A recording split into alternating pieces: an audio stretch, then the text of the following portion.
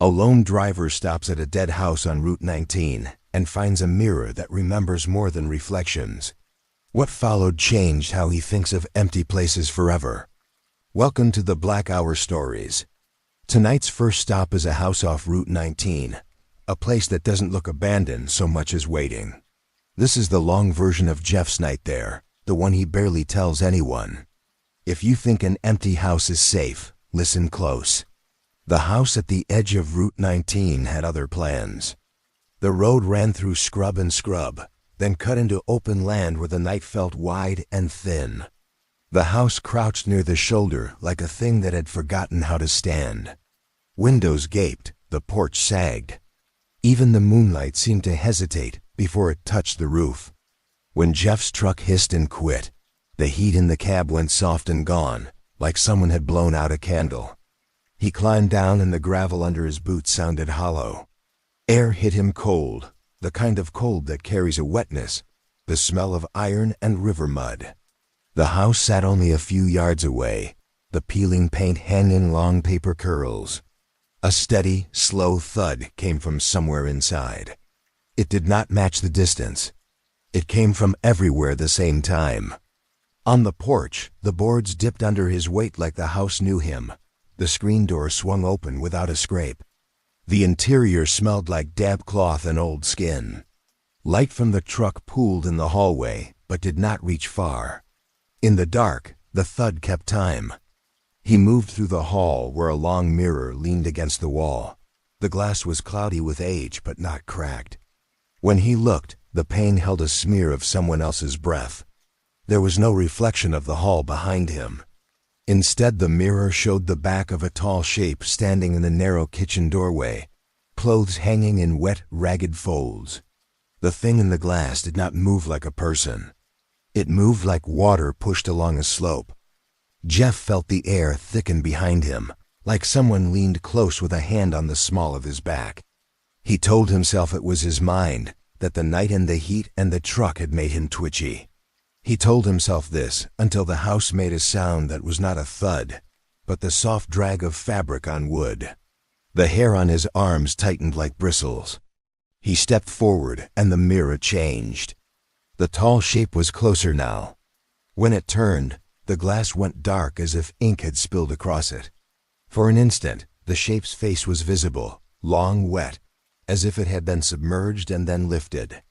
The mouth was slack and wrong, as if whatever lived there never learned to close its lips. That face held for a breath, and then the pane cleared to show only his own face white, small, too bright in the dim. He tried to leave. The hall stretched, the exit sinking farther away. Each footstep answered him with two small echoes, like someone walked just beside him on the warped floor. His hands found the banister cold and slick, though there had been no rain. He ran for the porch, and the door slammed shut in front of him, with no wind to push it. Outside, the air felt warm and useless. He fumbled keys with hands that would not stop shaking. When he looked back, the door was closed, and the curtains hung flat and still, though not one window was unbroken. He drove off with the engine coughing once, like a throat clearing. He told himself it had been the truck, the dark, the long stretch of road. Weeks passed. The memory simmered, an animal under the skin. Curiosity prodded him one night to drive back and see if he had made the whole thing up. The place where the house had been held only a low ring in the dirt, the ground sunken as if something had been pulled away. In the weeds lay the mirror, face up. When he picked it up, the glass was cool. The pane showed a smear like a hand dragged down when the light hit it. He wiped at it with his sleeve and saw the smear move, just a hair, as if whatever had left it was still sliding. The smear pooled at the bottom into a thin line, darker than the rest of the glass, like a shadow that had not finished sliding away. That night, the thing started appearing in dreams. It stood at the foot of his bed and listened. Its head tilted in a way that was not quite right.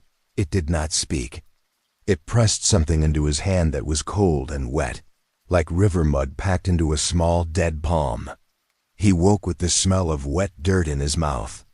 The mirror moved sometimes. He found it in places he had not left it, leaning against the truck bed, tucked behind a fence board, once propped on his living room table to face the wall. Each time, the smear had shifted a hair farther down the glass. Each time, the house at Route 19 crept closer in his mind, a place that had not been abandoned so much as patient. On a spring morning, he went to sell the truck and the mirror slipped off the tailgate and shattered on the lot. The police said someone must have hit a pothole. The shards lay bright and dangerous. In the center was a fragment that held, not his face, but the long wet mouth looking out like a promise. He wrapped it in paper and carried it to the river. He could not throw it in. The hands that reached into the water felt like someone else's hands doing the reaching. He left the glass on the bank and walked until the cold of the water washed back the memory. Sometimes on nights with no clouds, Jeff still drives that road. He keeps the radio low. He watches the shoulder for a house that looks too patient. He tells himself he will not stop. But every so often he sees the pale smear of a mirror in the weeds and his foot eases off the gas. The road goes quiet in front of him, as if listening. When a house remembers the touch of a hand, it never forgets where that hand came from. The mirror was gone from the river, but the smear stayed with him. Tell us where you're listening from in the comments. If you want the next expanded tale, say so. There are 4 more houses waiting. Like and subscribe for more from the Black Hour Stories. A woman enters an abandoned farmhouse for scrap wood and finds a presence upstairs that has waited through decades of silence. Welcome to the Black Hour Stories. Tonight we're going deeper into the farmhouse on Lark Hollow Road, the one that stood empty for almost 30 years but never felt lifeless. This is Dana's full account of what happened to her inside that leaning old place, and why she still won't drive down that road. The farmhouse sat behind a fence that bent in all the wrong places, its paint washed off by storms and time. The fields around it were dry and pale, broken only by a few stubborn weeds. People always said the place made their teeth feel cold when they passed it, like the air got inside their bones. Some swore they saw flickers of light in the windows on stormy nights, though there was no power running through those lines anymore. Dana parked her car near the fence on a late afternoon that looked harmless enough. A soft sun pressed down from behind a thin layer of clouds. She needed old boards for an art project and knew abandoned houses often held good weathered wood. She climbed the fence, landing on brittle grass that snapped under her shoes. When she reached the porch, she noticed the planks didn't feel still. They swelled a tiny bit under her weight, as if breathing in and out. Inside, the air smelled like dust that had aged too long, sweet, sharp, and bitter all at once. Sunlight came through the broken windows in pale, slanted strips. The living room wallpaper curled downward like peeling bark. A faint clicking echoed from the far corner.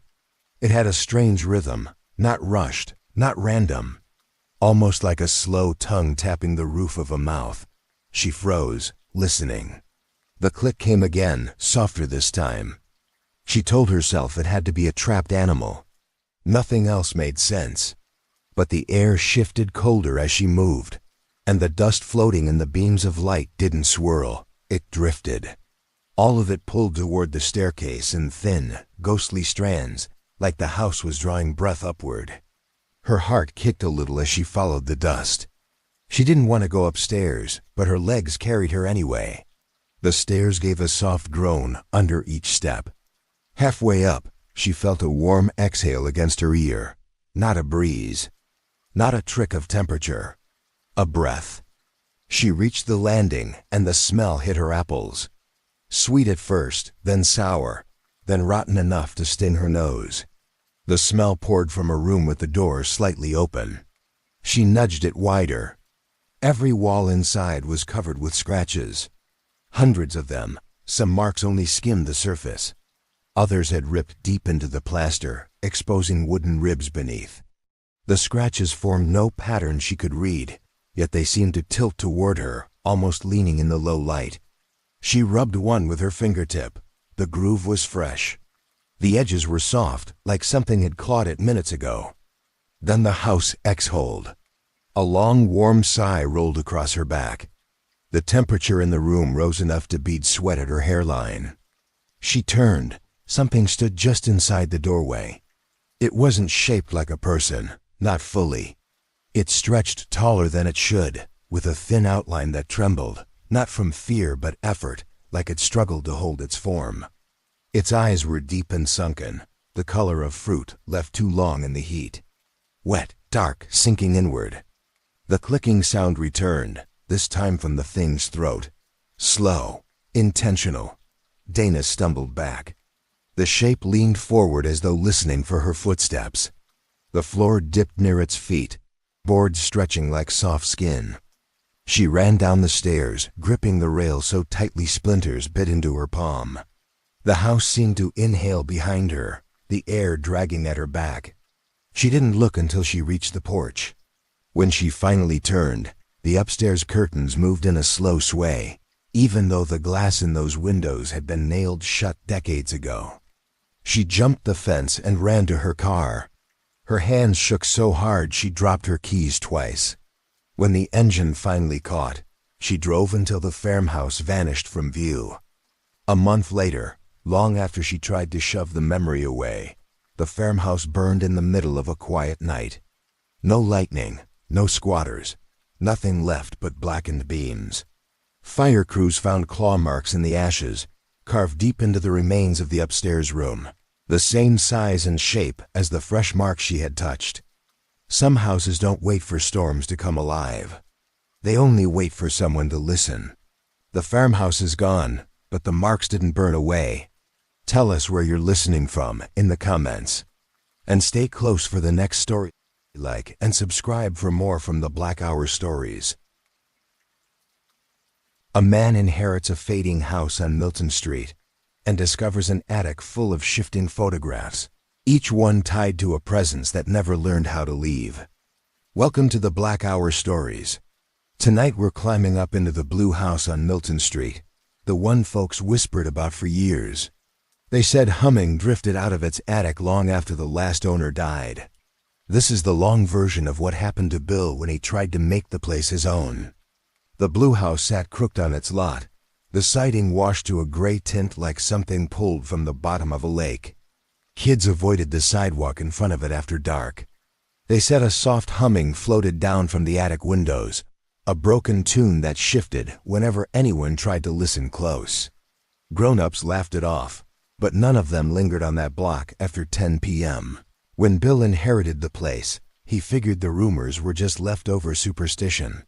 His uncle had died with no close family, and the house fell to him. He planned to clean it, fix it, and sell it. On his first night inside, the air felt colder than the outside wind. Not the kind of cold you get from bad insulation.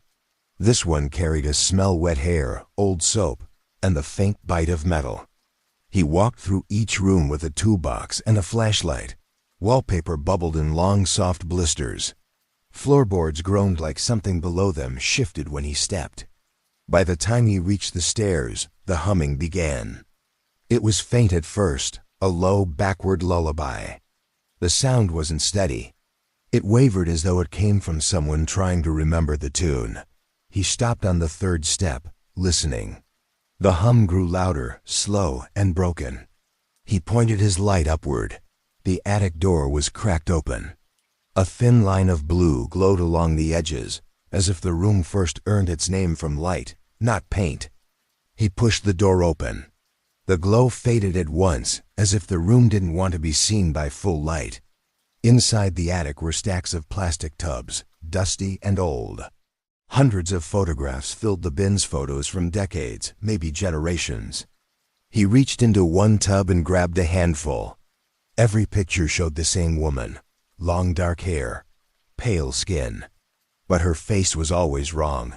Blurred, smudged, smeared as if someone pressed their palm into wet ink before it dried. No two photos had her face in the same shape. He flipped through them fast, a cold feeling spreading in his chest. The humming stopped, the air thickened. One photograph drifted upward, not falling but rising on a breath he didn't feel. It fluttered to the floor at his feet. He bent to pick it up. The blur had vanished. The woman's face was clear. Her eyes were hollow, stretched, too long for her skull. Her mouth hung open like a dark wound. And behind her, reflected in a window, stood a shape with the same long mouth, only wider, as though it stretched toward him. Hot breath slid across the side of his neck. A whisper followed one word spoken in a voice that had no throat. The sound didn't mean anything he understood. It carried need. It carried anger. He ran down the attic stairs so fast he nearly fell. The humming followed him, growing louder with every step. Inside the hallway, the lights flickered in a slow rhythm like breath. He grabbed his bags and left the house, keys shaking in his hand. The next morning he came back with a locksmith, determined to clear the attic and toss everything into a truck. But when the door swung open, the attic was empty. No tubs, no photos, no dust trails. The floor looked untouched, smooth and clean, like it had never held anything at all. That night he stayed at a hotel. Before he went to sleep, someone knocked on his door. When he opened it, the hall was empty, but on the carpet lay a photograph. The blue house stood in the frame, dark and crooked. In the attic window, the woman with the long, hollow face stared out. Her mouth looked wider now. Her eyes looked clearer. He dropped the photo and backed into his room. When he picked it up with shaking hands, the edges were damp.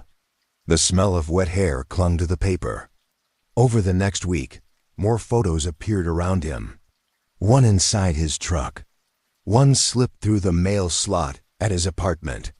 One wedged under his windshield wiper in a grocery store parking lot. Each photo showed the attic window. Each one caught the woman's face a little clearer, her features growing sharper with every picture. He tried burning one. The paper curled, darkened, but the image didn't distort. It only grew brighter for a moment before turning cold in his hands.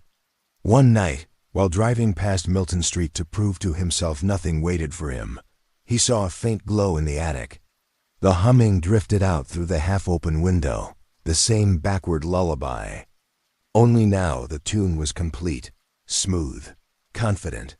Something moved behind the glass, not the shape of a woman. Something taller. Something that leaned forward with a mouth stretching wider than the frame allowed.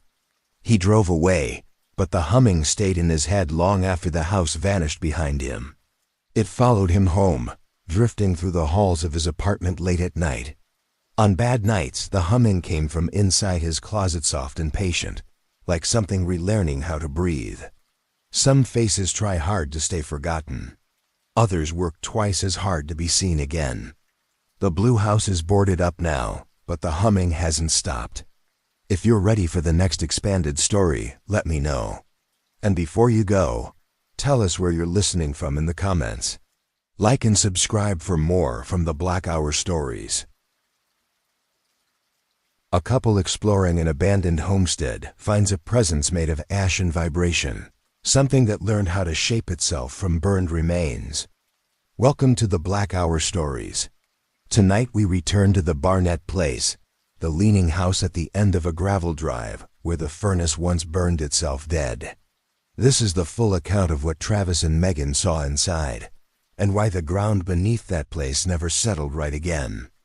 The Barnett house slouched at the end of a long weed-choked drive. The gravel path was cracked by roots that pushed upward like knuckles from under the earth. Locals swore that if you stood by the fence after sunset, you could feel a low hum in your chest, like something alive buried deep under the ground. Travis and Megan were out hiking that afternoon, walking a route that cut near the old homestead. The air was warm, the sun flicking through thinning trees, and both of them felt bold enough to wander a bit. When they saw the house, it tilted in such a strange way it looked like it was trying to hear them coming. Megan didn't like it. She said the place felt wrong before they even stepped onto the main path. The air smelled like burnt dust and cold metal. But Travis, always curious, wanted a closer look. He said they'd peek through a window and leave. They never got the chance to stick to that plan. The front door was cracked open, not by force, not by rot. It hung just enough to invite. When they crossed the threshold, A steady vibration crawled through the soles of their boots. The whole house hummed not loud, but steady enough to buzz under their skin. The smell inside was thicker, like the remains of a furnace that had died struggling. Ash coated the floors, a soft gray film that puffed around their steps. Every movement left long trails behind them, as though the house wanted proof of where they stood. The walls bowed inward, and the ceiling dipped with a tired curve. In the kitchen, the hum changed into a pulse, slow, heavy, like a heartbeat buried in the wood. The cracked old fridge sat crooked. Its door eased open with a soft creak all on its own.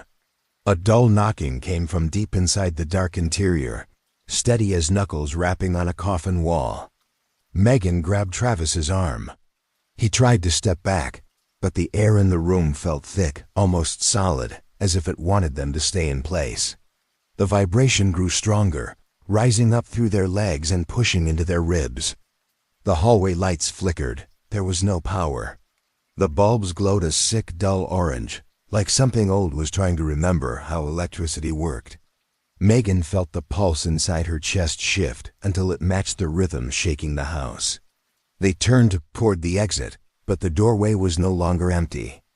A tall figure stood there, tall enough that its head brushed the frame. It wasn't solid. It wasn't smoke. It was ash, packed tight in a shape that kept shifting like a sand pile trying to stand up. Pieces of it flaked as it breathed, drifting down in soft gray clouds.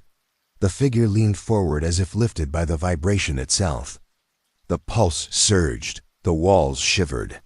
The ash floor rippled like a thin carpet stirred by wind. The figure reached out. Its arm stretched longer than an arm should, bending in odd angles, as if the ash inside hadn't decided on bone yet. Travis pulled Megan toward a side door. The ash figure jerked in their direction, pieces of it falling and reforming, like it wasn't chasing them but learning how to move. They hit the side door shoulder first, sending a spray of ash into the warm daylight. The hum roared behind them, rising high and frantic. They didn't look back until they reached the tree line. The doorway they had come through was empty again. The figure was gone, but the ash floor inside kept shifting, as though stirred by footsteps that didn't belong to either of them. Megan grabbed Travis's sleeve. The ash they had kicked loose was drifting across the porch in a slow slide, piling into shapes that looked like footprints, longer, deeper, and spaced too evenly to be human. The prints led inside. They ran all the way back to the trail. A week later, without wind or storm or quake, the Barnett house collapsed, not outward like a building giving up. It sank inward, folding into itself, as if something beneath it pulled the structure down. People who lived nearby said the ground pulsed for hours afterward. The soil rose and dipped, slow and rhythmic, like something massive underneath had finally finished breathing. Some ruins don't crumble because they're empty. They crumble because something inside them is trying to stand. The Barnett place may be gone, but the pulse beneath it never stopped. Tell us where you're listening from in the comments. And if you're ready for the last expanded tale, let me know then. Like and subscribe for more from the Black Hour Stories.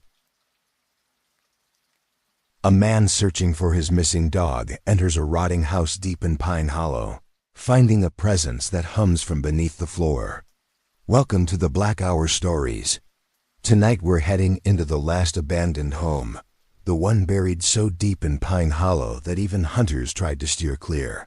Folks called it the Hollow House, but no one ever agreed on what lived inside. This is Richard's full account, the one he still won't talk about except in short, shaky sentences. The Hollow House sat so far into the woods that daylight faded before you reached it.